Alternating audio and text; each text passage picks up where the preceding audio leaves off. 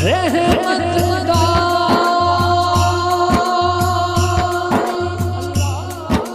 पाक खुदाया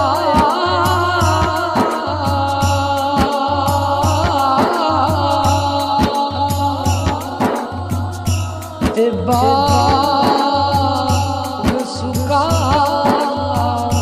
कर हरिया